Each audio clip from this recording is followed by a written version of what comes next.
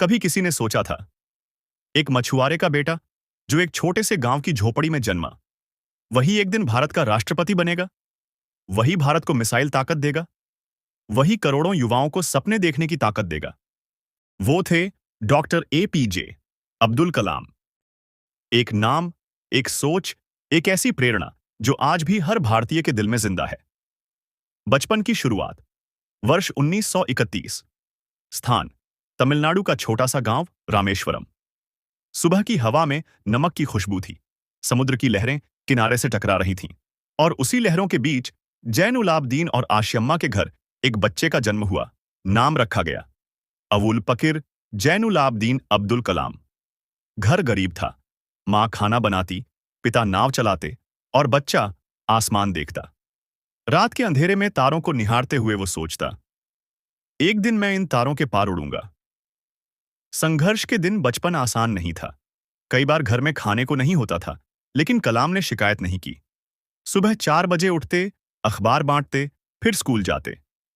लोग हंसते, कहते, कलाम तेरे बस का नहीं।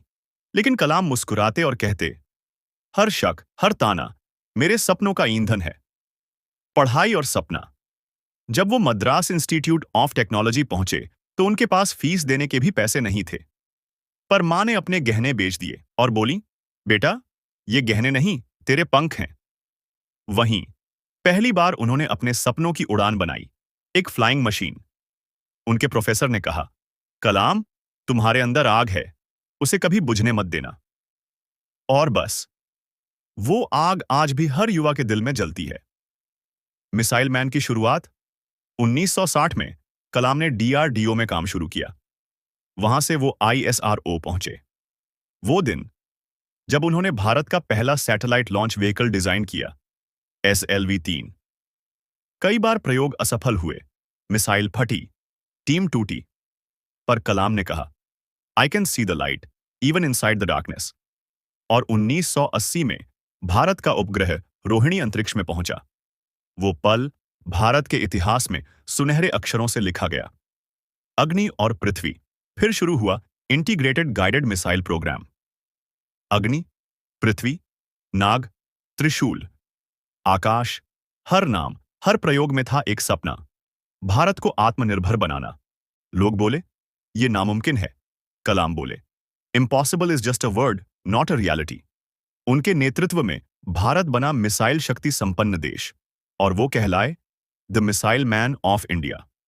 जनता का राष्ट्रपति साल 2002। भारत के संसद भवन में तालियां गूंज रही थीं, क्योंकि भारत का राष्ट्रपति चुना गया था।